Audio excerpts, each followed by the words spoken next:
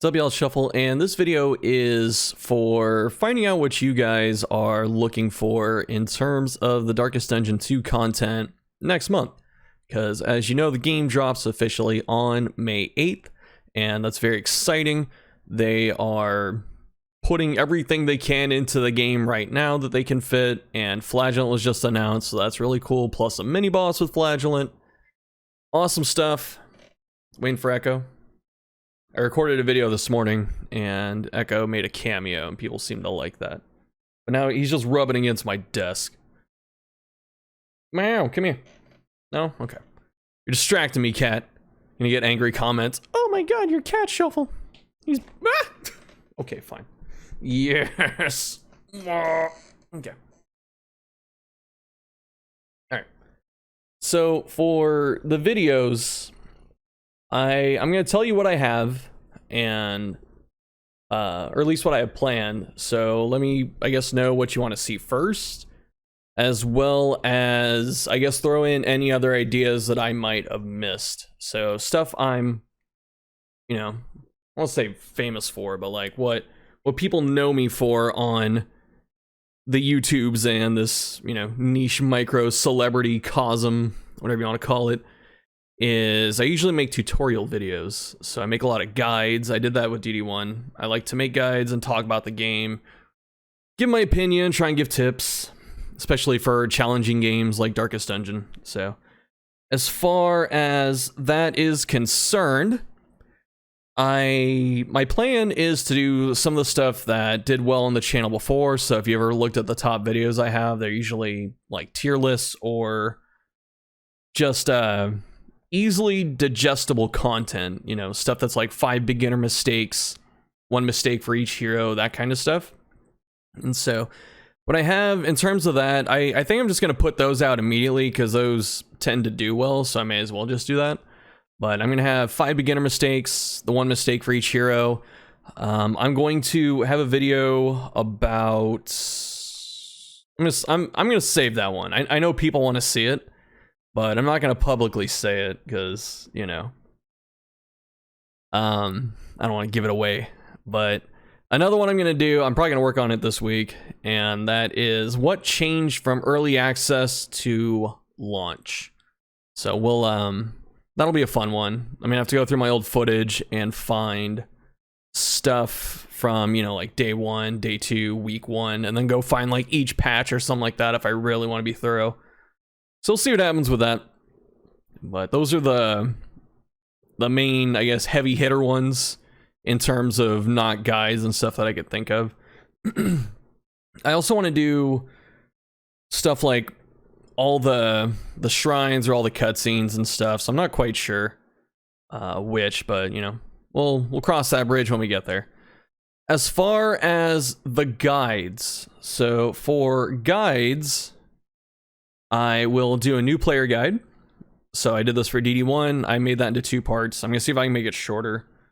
I know it's kind of hard because there's... Sometimes the game really needs explanation, but I also know that people don't have infinite time and they don't want to be on YouTube for, you know, 6 hours.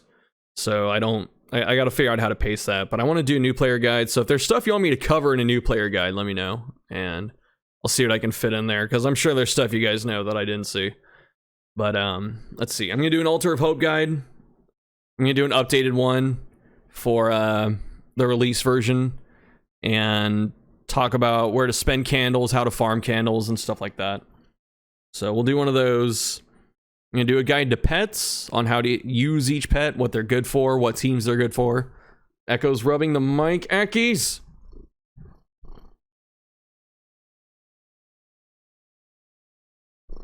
Oh my god, he's never done this. He's like, you're not paying attention when you're talking to this stupid thing. This looks like a toy. Stop rubbing against it, Echo. Alright, yeah, so I'm gonna do a pet guide. I guess I'll do a trinket guide, like where to farm trinkets and what is it? Who to put what on, you know, what are good trinkets for people. I may not do all of these, but these are just ideas that I have down.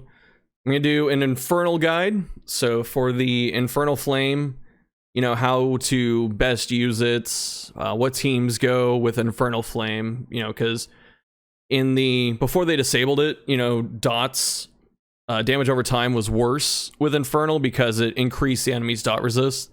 So dot characters got worse. So things like direct damage, like Sharp Shot and Ravager, got much better. So I'll talk about that. I'm gonna make a team building guide for sure, because I think one of the most fun things to do in the game is to build teams, but I also know that it's also one of the hardest. For instance, in Darkest Dungeon 1, people were always afraid of like Jester and not Jester, Grave Robber and like Shieldbreaker and stuff, because they moved and they said, well, they dance and I don't know how to build a dance team. And we'll talk about stuff like that, you know, how to build teams, what to look for, at least what I look for. The game is balanced enough where you can pretty much make anything work if you really try hard enough and you're crafty. Some things don't, like the no damage team that I have unsuccessfully ran several times, but for most intents and purposes, there are things that you can make work, and we'll talk about that. Also talk about starter teams. I'll go over the original 4 that you start with, because, you know, those are important, because that's going to be the team most new players are stuck with for a while. So we'll talk about that team a lot, how to run it. We'll talk about some other teams, like, you know, if you want to unlock whoever first, like if you want to get Vestal first, what's a Vestal team, that kind of stuff. So we'll talk about that. I'll do a best duo setup like I did for DD1. That was one of my favorite videos that I made, and it was also one that you guys seem to like. So we'll do a best duos thing. The PD Flagellant Shell coming back, which I think was the best combo in Darkest Dungeon 1, in my opinion, at least outside of bosses. So it'll be interesting to see how they play together. We're going to do an affinity guide, aka relationships, basically how to build them, what they do, what to watch out for. Like cards. Cards are bait unless you're trying to get Tactical Thinker. Stuff like that. I'm going to do hero guides for each hero.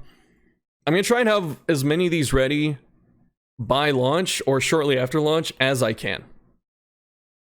So that's why it's really important to get feedback on what y'all want to see first, so I know what to have done, you know, or what to finish first compared to the other stuff. Like what's high priority, what's low priority. But yeah, so hero guides for everyone, even Bounty Hunter. I have it written down, so I'll do one for Bounty Hunter too. He is a hero, you just get him for a little bit, and you know, when you hire him, what you do with them, like that actually matters. So it'll be interesting to talk about. And Bounty Hunter has a couple different ways to be built. He only has one path, basically he's just a wanderer, but what you do with him in terms of your skill set can be really cool. So you can have like a regular melee Bounty Hunter, you can have a ranged Bounty Hunter with Hurlbat and no escape, and then you can have like a utility Bounty Hunter. So there's a lot of cool stuff you can do. So do hero guides.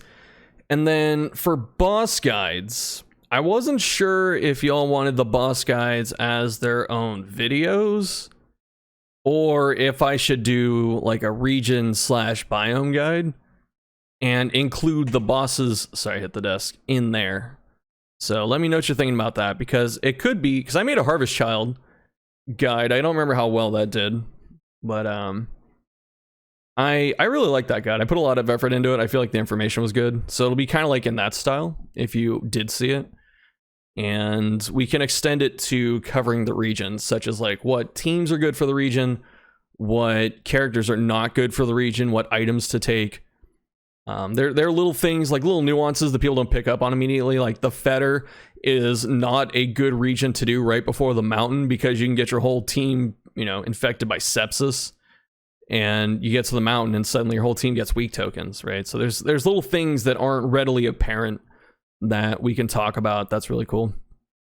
And then I'm going to do a guide to each mountain boss. A lot of us are familiar with Denial and Resentment and Obsession at this point, but we'll get to talk about the other bosses when they come out.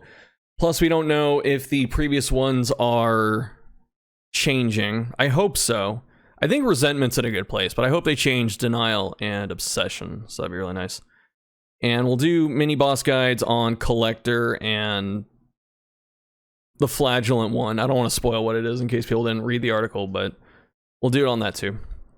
So we could do region guides separately and then have boss guides as their own thing. You know, that's good for me because, you know, that's more views because you spread out your content between multiple videos, but I also respect the viewer enough to understand that they may want to, you know, just go to one spot and get everything. So we'll do that possibly if you guys want it. It's up to you.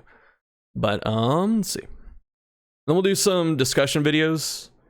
There's something really interesting to talk about in terms of comparing DD1 early access to DD2, because one of the things that I keep reading, or that I've read for the last year and a half during this early access period, is people go, they talk about what Darkest Dungeon 1 early access was like, and sometimes they're off the mark, but also something important to know is that DD1 was a 2D sprite-based game. Like, Chris drew everything himself, which is insane to think about. But it's also easier to, in a way, it's easier to make that kind of, or to turn around game content like that, because, you know, it's just, you have 7 skills instead of 11, although you do have 4 camp skills.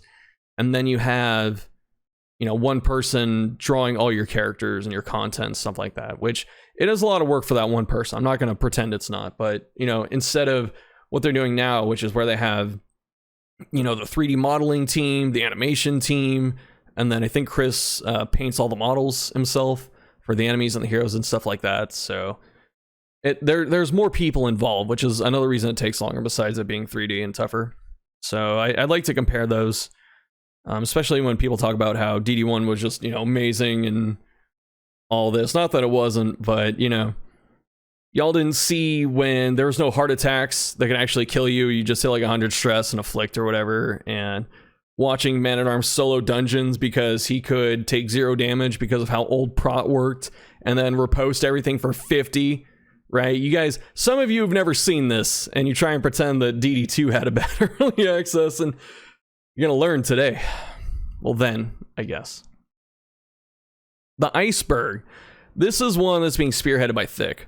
So Thick and Thick put it together in terms of setting up the thread, and a lot of people have contributed to it. And so the Iceberg, if you're not familiar with the Iceberg meme, is it starts at the top with stuff everyone kind of knows about the topic, and then it gets into more obscure information as it goes further down. And so we'll go through the early access stuff of Darkest Dungeon 2 and what that iceberg was like. You know, because there's gonna be a lot of stuff that's interesting that people don't, you know, didn't catch, didn't see, because they played, you know, at the start, then didn't pick it up again until Steam. And there's some stuff that was only in the game for a short time that was kind of funny to look back on and think about. Like, some of you may not remember Wicked Hack doing 4 to 7 damage instead of 4 to 8, or when Wicked Hack had a combo effect of reducing healing received. You know, there's little stuff like that all throughout the early access cycle that will be cool to re-examine. And then I'll make another discussion video talking about what the game needs after launch.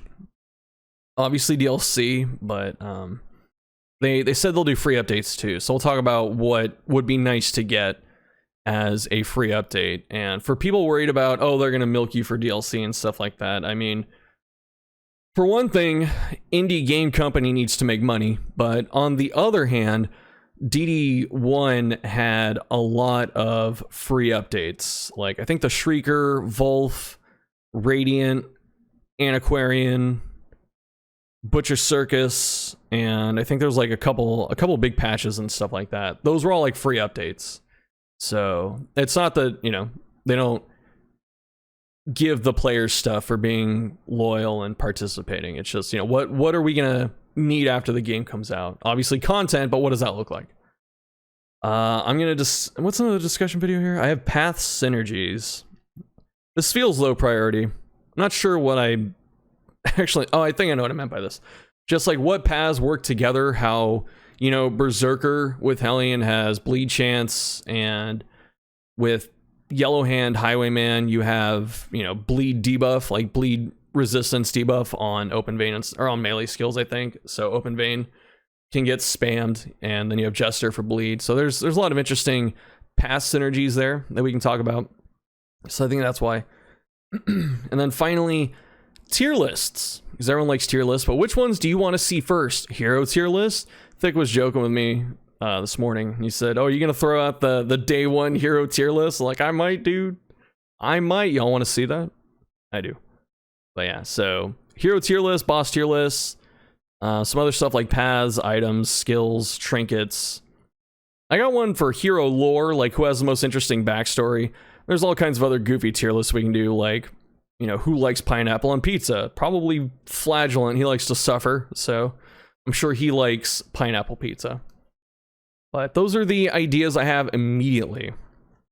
So if there's something you think I didn't cover, or that you want to see, or that I should look at, or the order of the videos that you want to see, let me know. That's what this is for. So let me know what you want to see, because you're the cool person who subbed to the channel. Or, and if you're not subbed, you're subbing now. And you've been watching the early access, you've been in Discord, whatever. Just anyone that has watched my stuff. I can't thank you enough for being here, especially during early access, because this isn't everyone's favorite time, right? There's a lot of people that go, oh, EGS, and what is it? It's paid beta, all this stuff. And a lot of you enjoyed it and you hung out. And I got to talk to a lot of you, and you're cool people. So thank you. So that's why we're doing this. What do you want to see? What videos do you want to see at the start? And I will see what I can get done. I will see how I feel about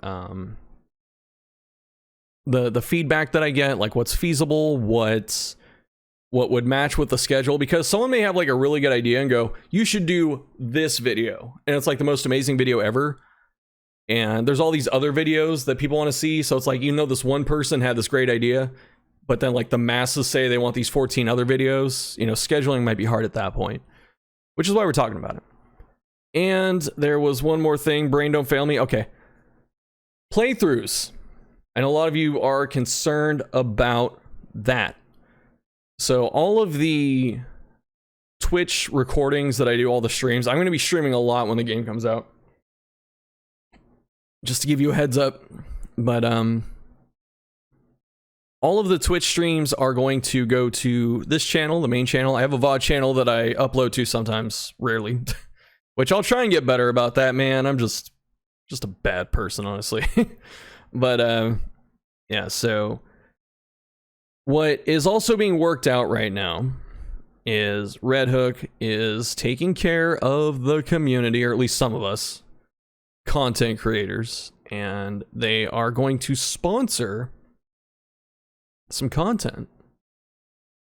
And some of that content is going to be me playing Act 4 and Act 5 for you. What's cool too is if everything goes right, they let me do it. I don't know. There's still a lot of stuff to work out, but we're almost at the end, it sounds like, so that's good. But if everything works out, I can record Act 4 and 5 ahead of time.